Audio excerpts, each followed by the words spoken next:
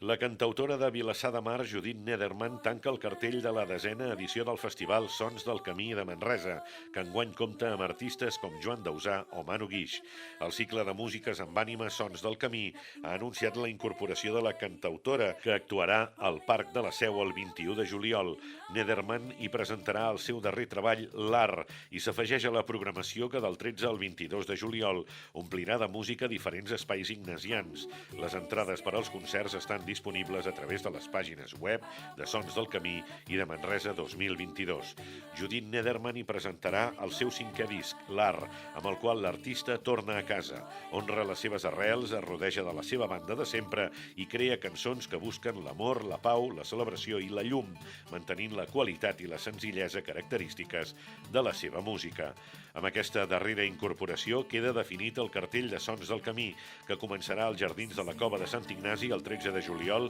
amb Em Rio, que presentarà Somewhere Sometimes, i acabarà el 22 de juliol al Parc de la Seu, amb la gira dels 10 anys de Jo Mai Mai, de Joan Dausà. Sons del Camí és un cicle de concerts de petit format que es defineixen per ser l'altaveu de músiques amb ànima, és a dir, d'artistes i cançons que conviden a la relaxació i la reflexió en espais ignasians, com ara la Basílica de la Seu, el Parc de la Seu o els Jardins de la Cova de Sant Ignasi. Després de 10 edicions, el festival musical s'ha convertit en una cita imprescindible en el calendari dels amants de la música a la Catalunya central.